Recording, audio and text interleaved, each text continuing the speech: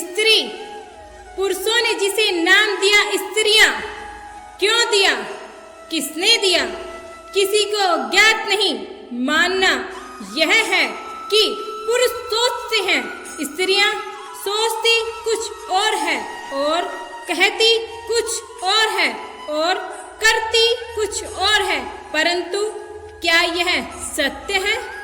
वास्तविकता ये है, स्त्रियां वो चरित्रहीन पुरुष हैं और कोई नहीं। वो पुरुष जो स्त्रियों से कहते हैं आप माता हो, आप देवी हो, आप बहन हो, और सोचते क्या है? सोचते यह है कि स्त्रियां पांव की धूल है और कुछ नहीं। करते क्या है? उनके केशों में चूड़ामणि लगाकर सोचते हैं वो उनके चरणों की धूल है। स्त्री का मान भंग कर देते हैं, उसे दासी समझ लेते हैं।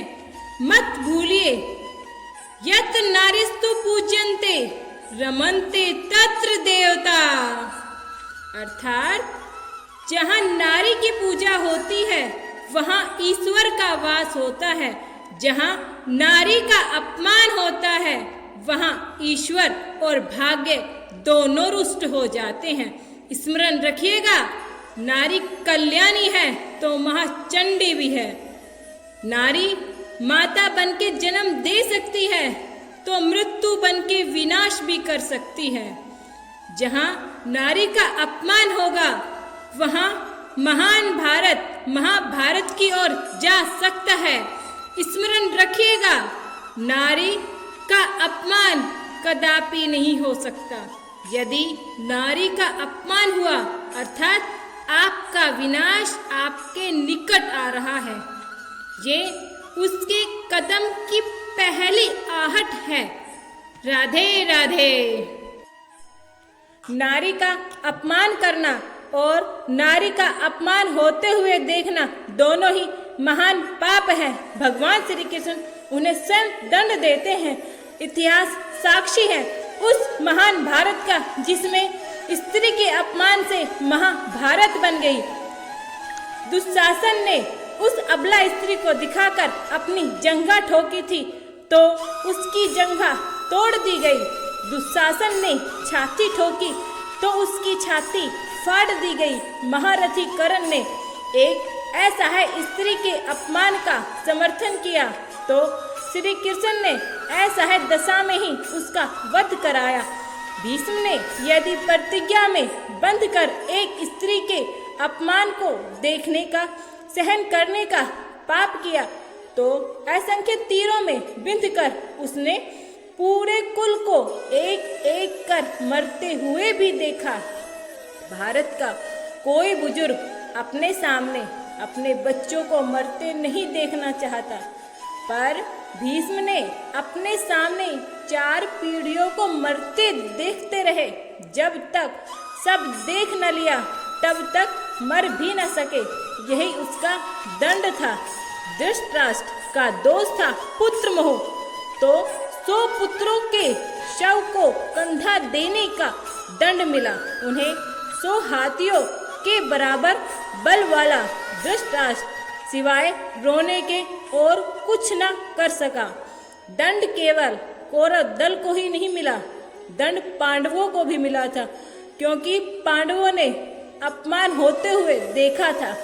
द्रौपदी ने वरमाला अर्जुन के गले में डाली थी तो उसकी रक्षा का दायित्व सबसे अधिक अर्जुन पर था। अर्जुन यदि चुपचाप उसका अपमान देखते रहे तो सबसे कठोर दंड भी उन्हीं को मिला। अर्जुन पितामह भीष्म से सबसे अधिक प्रेम करते थे तो श्री कृष्ण ने उन्हीं के हाथों पितामह की निर्मम मृत्यु दिलाई। अर्जुन रोते रहे पर तीर चलाते रहे। क्या लगता है अपने ही हाथों से अपने अभिभावकों अपने भाइयों की हत्या करने की गलानी से अर्जुन कभी मुक्त हुए होंगे? नहीं, वो जीवन भर तड़पे होंगे। यही उसका दंड था। युधिष्ठिर ने स्त्री को दांव पर लगाया तो उन्हें भी दंड मिला। कठिन से कठिन परिस्थितियों में भी सत्य और धर्म का साथ दे नहीं छोड़ने वाले युधिष्ठिर ने युद्ध भूमि में झूठ बोला और उसी झूठ के कारण उसके गुरु की हत्या हुई। एक झूठ उसके सारे सत्यों पर भारी रहा।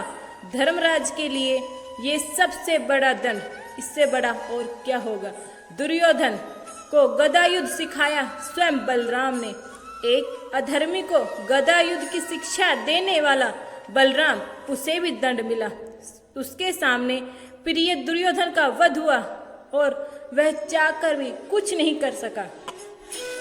उस युग में दो योद्धा ऐसे थे जो अकेले सबको दंड दे सकते थे, कृष्ण और बर्बरिक। पर कृष्ण ने ऐसे कुकर्मियों के विरुद्ध शस्त्र उठाने तक से इनकार कर दिया और बर्बरिक को युद्ध में उतरने से ही रोक दिया। लोग पूछते हैं कि बर्बरिक का वध क्यों हुआ। यदि बर्बरिक का वध नहीं हुआ होता तो द्रौपदी के अपराधियों को यथोचित दंड नहीं मिल पाता। कृष्ण युद्ध भूमि में विजय और पराजय तय करने नहीं उतरे थे। कृष्णा के अपराधियों को दंड दिलाने के लिए उतरे थे। कुछ लोग ने कृष्ण का बड़ा महिमा मंडल किया है, पर सुनिए, कर्ण कितना भी बड़ा योद्धा क्यों न रहा हो, कितना भी बड़ा दानी क्यों न रहा हो, एक स्त्री के वस्त्र हरण में सहयोग का पाप इतना बड़ा है कि उसके समक्ष उसके सारे पुण्य छोटे पड़ गए। द्रौपदी के अपमान में किए गए सहयोग ने यह सिद्ध कर दिया और उसका वध ही धर्म था। स्त्री कोई वस्तु नहीं कि उसे दांव पर लगाया जाए। श्री कृष्ण के युग में दो स्त्रियों के बाल पकड़कर घसीटा गया था। देवकी के बाल पकड़े थे कंस ने और द्रौपदी के बाल पकड़े थे दुशासन ने। श्री कृष्ण ने स्वयं दोनों के अपराधियों का समूल नाश किया।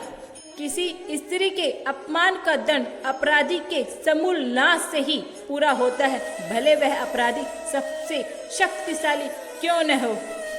और दंड किसी न किसी रूप में आज भी सभी को मिलता आ रहा है। यदा यदा ही धर्मस्य ग्लानिर्भवति भारत अभ्युत्थानम् अधर्मस्य तदात्मानं सृजाम्यहम् परित्राणाय साधूनां विनाशाय चतुष्कृतां धर्म संस्थापनार्थाय संभवामि युगे युगे।